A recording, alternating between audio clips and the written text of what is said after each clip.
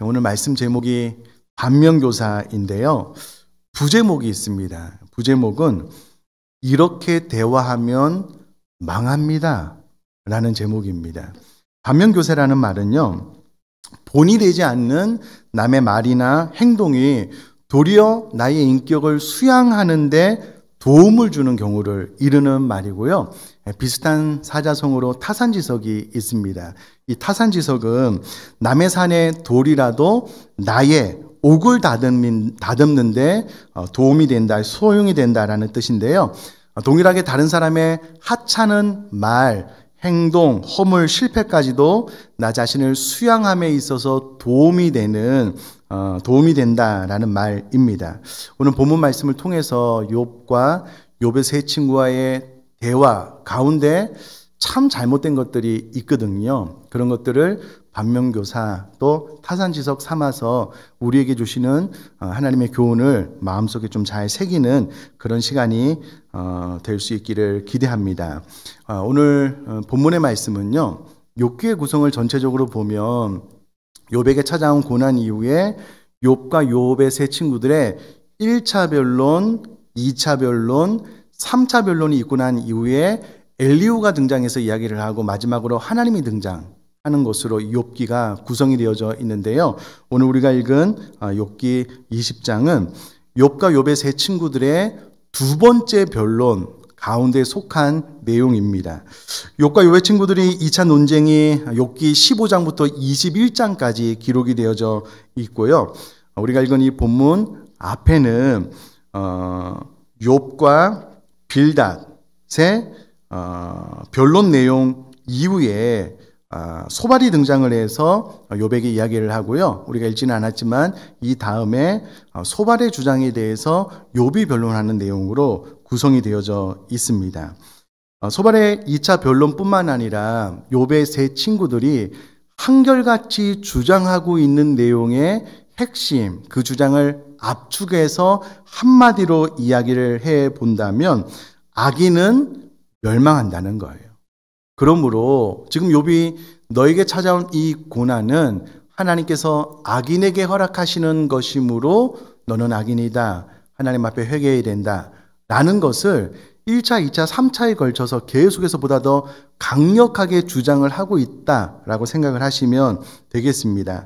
소발이 오늘 하고 있는 이 2차 변론도 악인은 모두 징계를 받는데 따라서 징계받는 자는 악인이다. 네가 징계를 받고 있으므로 너 또한 악인이다 라는 것을 이야기를 하고 있고요.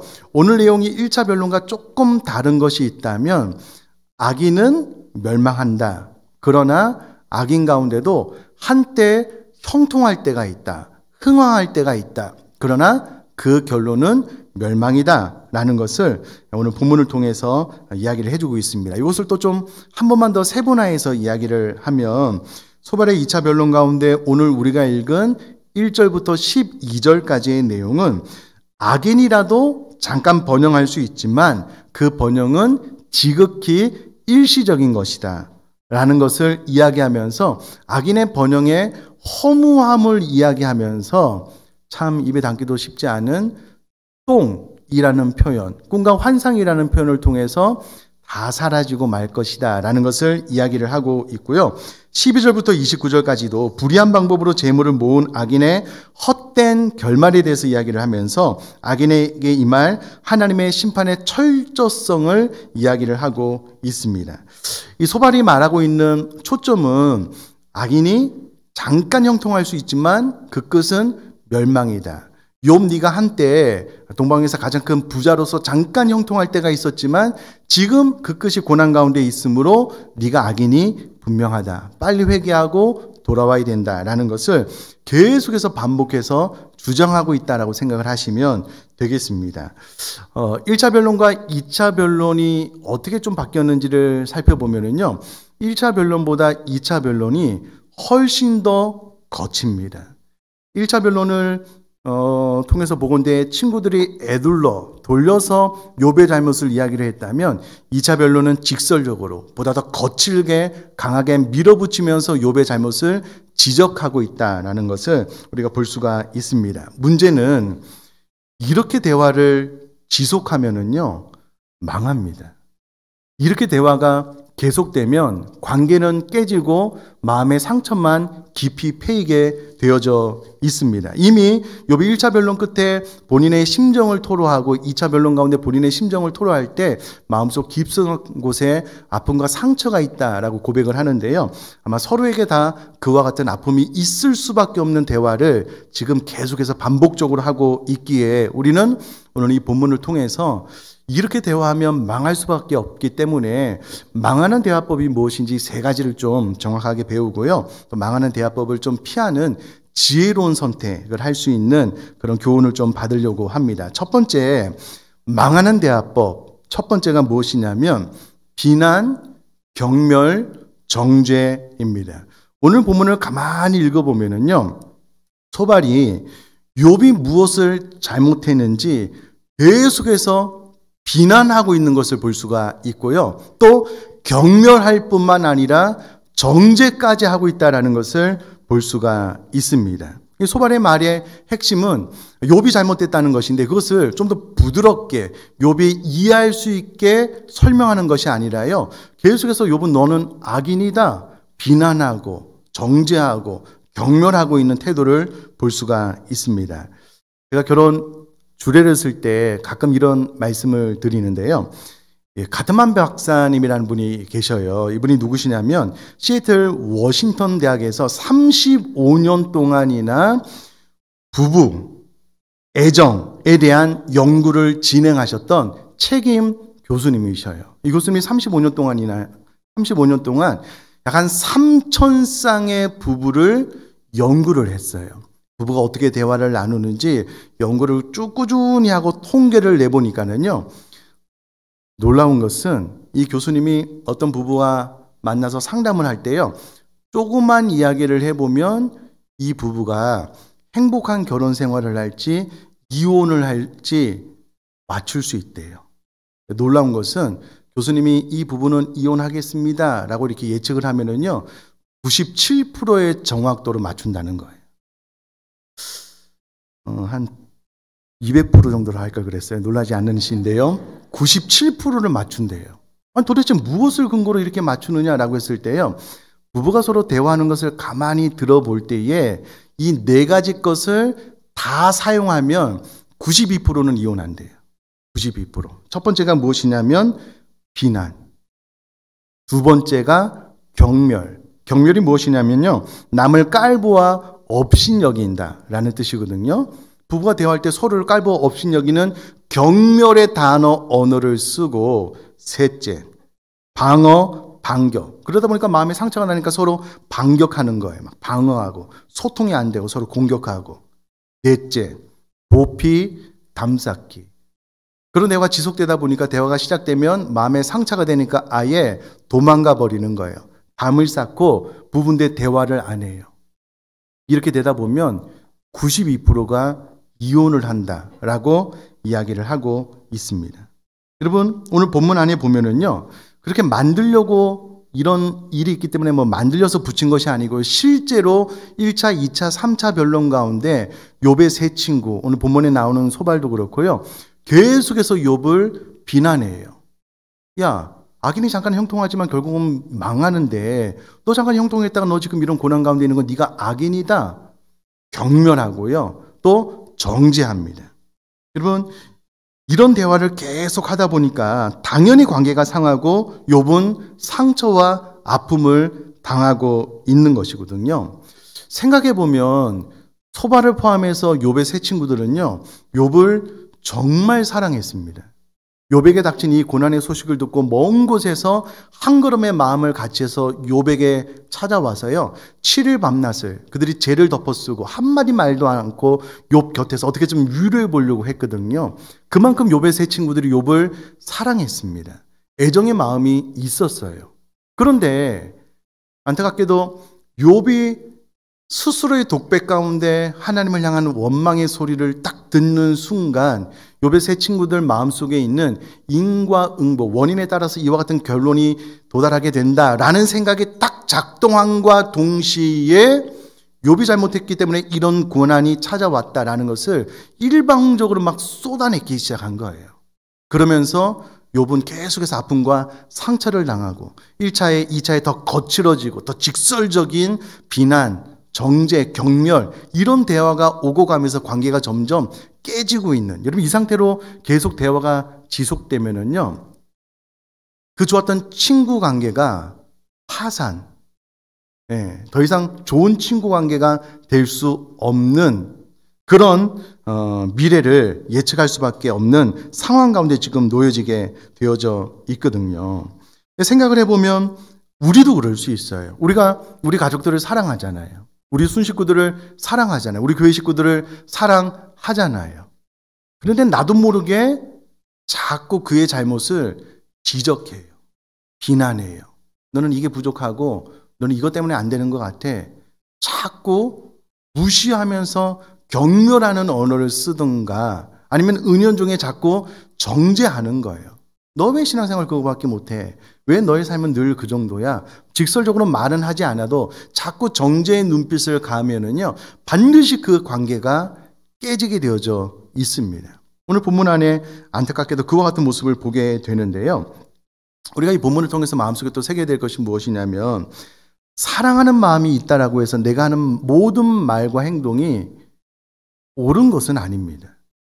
우리 사랑하는 자녀들 사랑해서 어떤 권면을 주지만 그 말 가운데 자꾸 우리 자녀들을 무시하는 거예요. 경멸하는 거예요.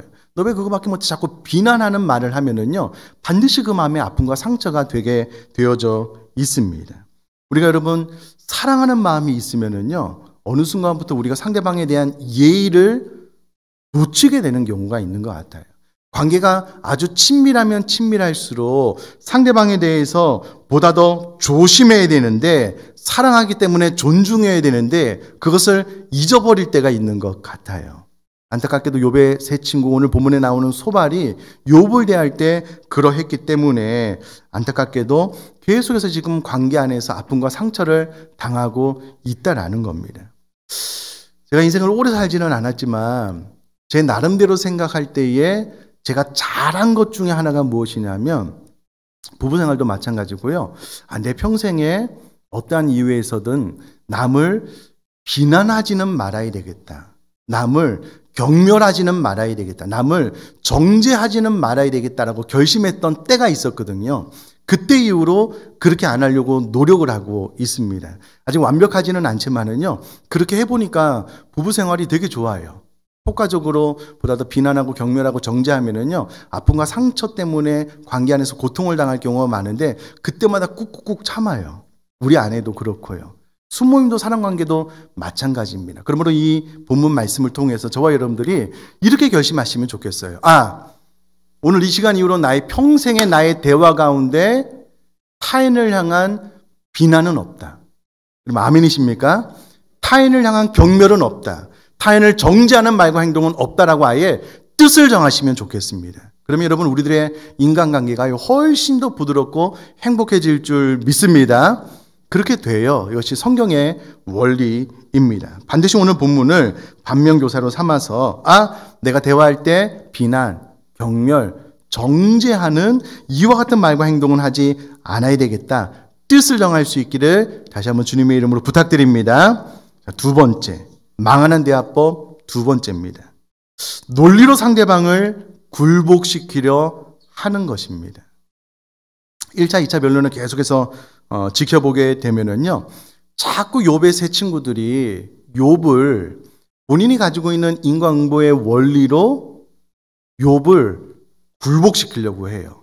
본인 안에 이미 형성된 논리로 내 논리가 맞다. 너 빨리 회개하고 돌아와야지만 산다라고 강요하고 짓누르는 듯한 인상을 지울 수가 없습니다. 일단은 욥의 세 친구의 논리가 맞지도 않아요. 근데 중요한 것은 그 논리가 맞다라고 해도 당시엔 상대방의 논리로 굴복할 수는 있을지 몰라도 정말 그에게 마음의 위로와 격려가 있었는가? 그가 나의 이 논리로 인하여 굴복하고 난 다음에 그가 더 성장하고 변화될 것인가? 라고 생각을 해보면은요, 그렇지 않게 될 가능성이 훨씬 더 많습니다. 훨씬 더 많아요. 오히려 우리는 상대방을 굴복시키려고 하는 것보다 내 논리로 상대방이 이해할 수 있도록 돕는다라는 개념이 있으면 좋은데요. 어떤 논리와 논리가 딱 만났을 때 내 논리가 맞다라고 계속 주장해서 짓누르고 억압하고 내 논리에 순복해, 복종해 라고 대화를 할 때가 있는 것 같아요. 안타깝게도 욥의 세 친구가 소발이 그런 대화법을 쓰고 있는데 지혜롭지 못한 대화법입니다. 저는 우리 교회 우리 부교육자분들이 설교를 너무 잘하셔요. 제가 참 큰 은혜를 받고 요즘도 계속 메모하면서 은혜를 받고 있는데요.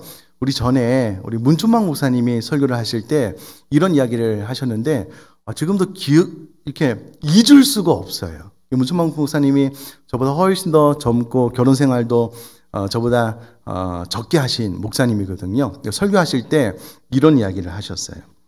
부부관계는 논리로 접근하면 안 됩니다. 이야기하셨어요. 근데 지금도 잊을 수가 없어요. 이게 참 지혜로운 말씀이더라고요.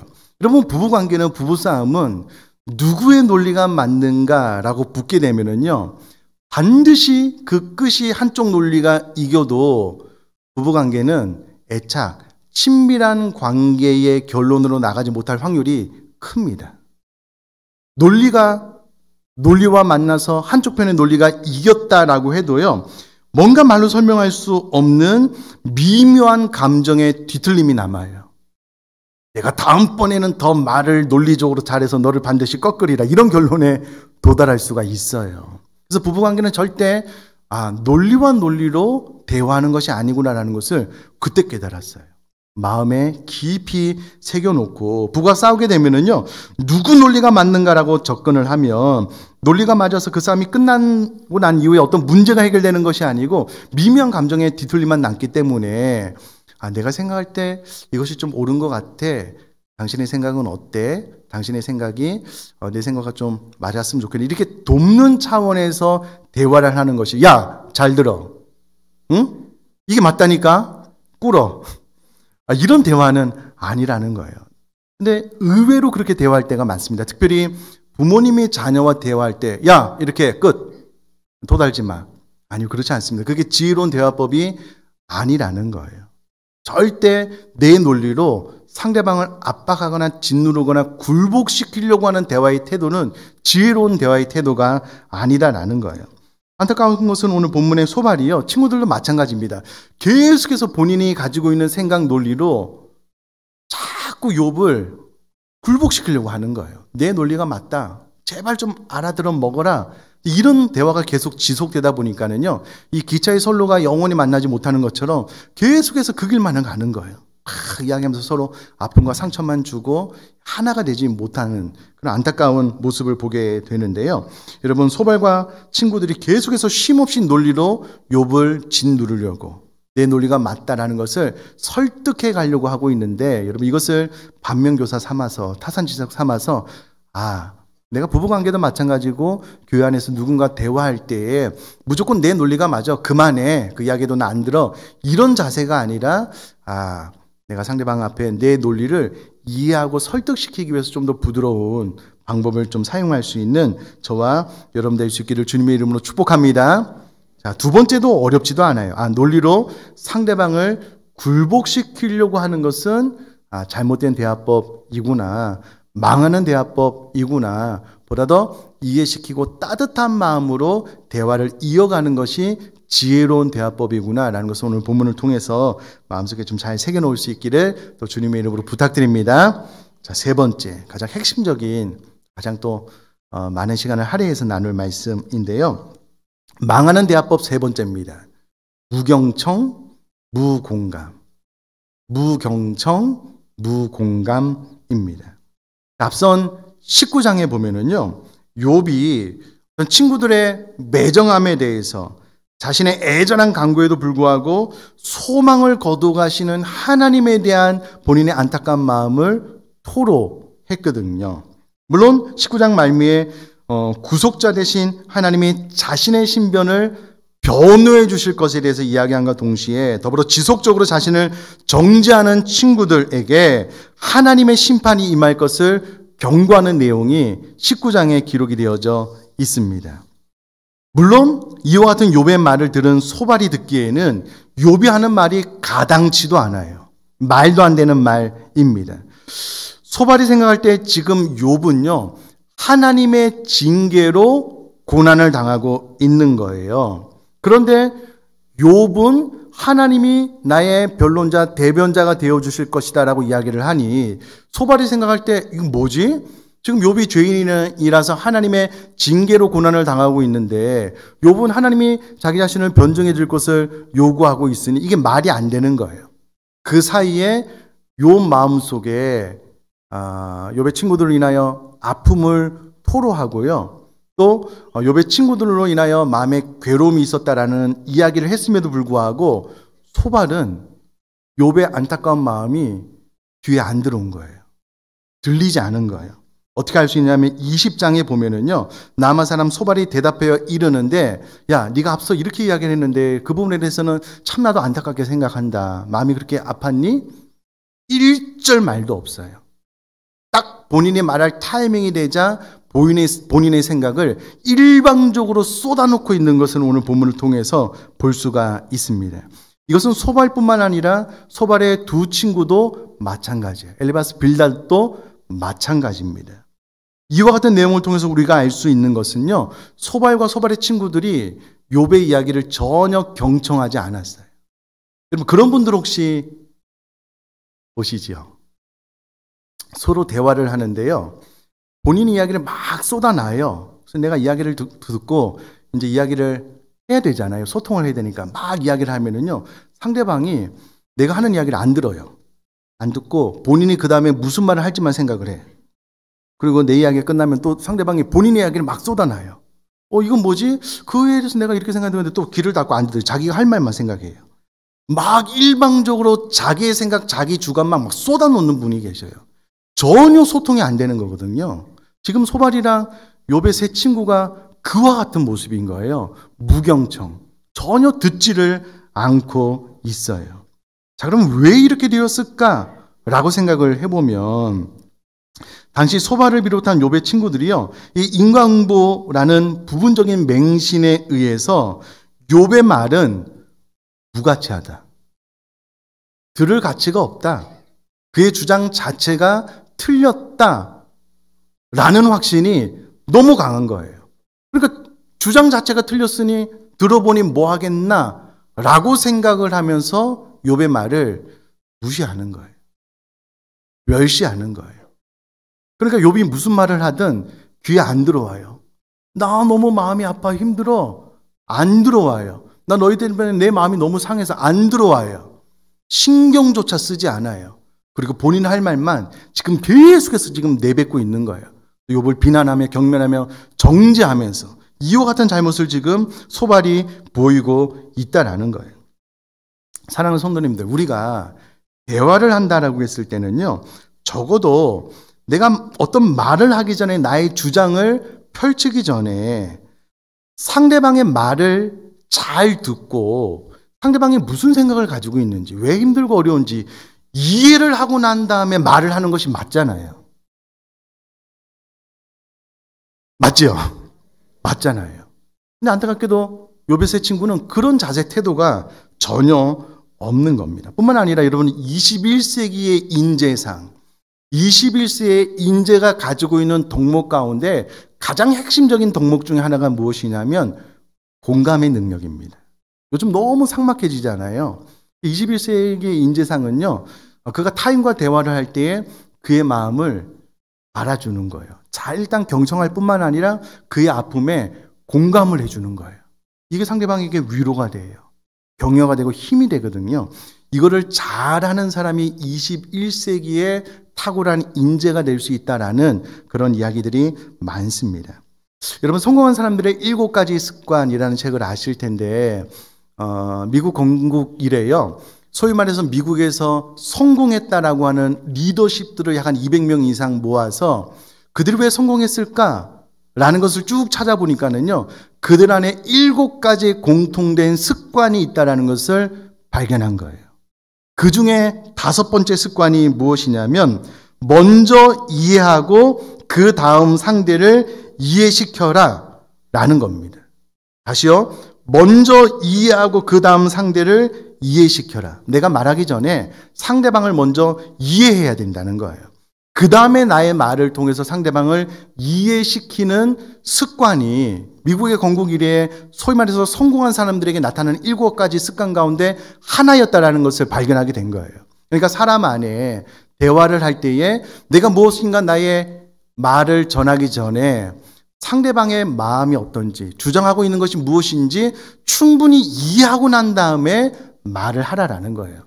그러면 성공적인 삶을, 성공적인 대화를 할 수 있다라는 거예요. 뿐만 아니라 좋은 경청의 자세를 가지고 있을 뿐만 아니라 상대방이 전달하는 이야기를 정확하게 파악하고 이해할 뿐만 아니라 그의 아픔까지도 공감해 줄 수 있는 사람이 된다면 정말 21세기에 정말 탁월한 리더, 인재, 성경이 말하는 예수님 닮은 사람으로서의 삶을 살아갈 수 있다라는 겁니다.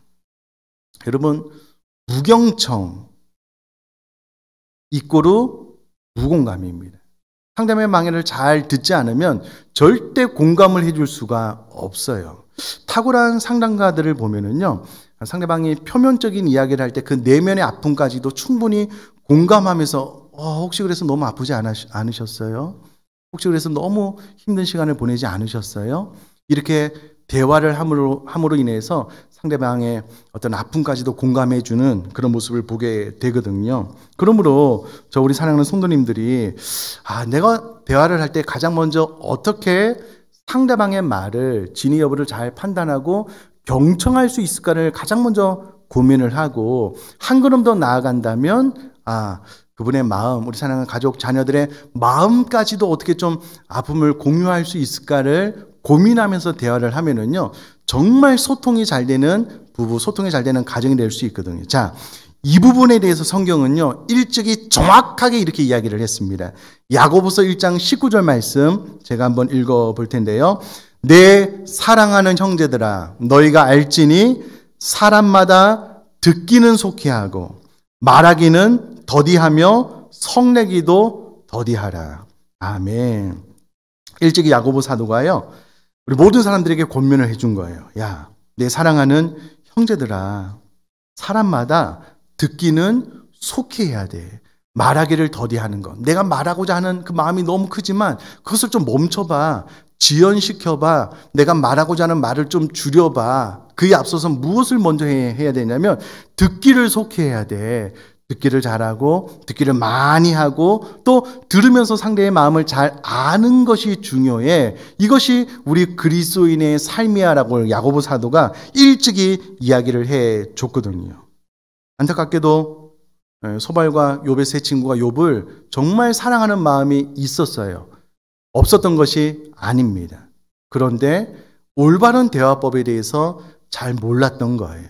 그러다 보니까 나도 모르게 자꾸 비난하고 경멸하고 정죄하고 자신의 논리로 상대방을 막 굴복시키려고 하고 상대방의 이야기라도 듣지도 않아요. 그 아픔을 공감도 안 해줘요. 그냥 내 말만 하려고 하고 이렇게 되다 보면은요, 관계가 깨지고 파국으로 치닫게 되거든요.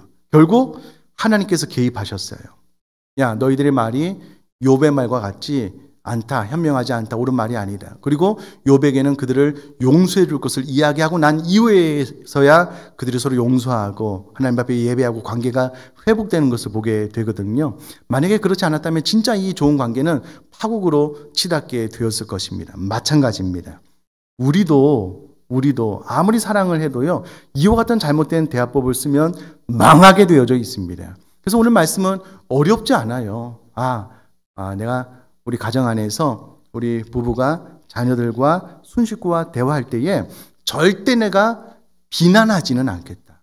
그들의 허물을 자꾸 드러내며 지적하며 경멸하지는 않겠다. 그들을 알게 모르게 정죄하는 나의 행동을 멈추겠다. 혹은 내 논리가 맞아, 내 상식이 맞아 라고 위에서 막 짓누르듯한 그런 대화는 안 해야 되겠다. 오히려 낮은 자세로 잘 이해시키려는 부드럽고 따뜻한 대화를 해야 되겠다. 마지막으로 내가 경청의 능력을 좀 더 개발시키고 이야기할 때 공감 능력을 좀 개발해서 좀 따뜻하게 이야기를 잘 들어주고 그의 아픔까지도 좀 내가 공감해서 그의 마음을 위로하고 또 세울 수 있는 따뜻한 대화법으로 대화를 시도해야 되겠다. 여러분 그렇게 결심할 수 있기를 주님의 이름으로 축복합니다.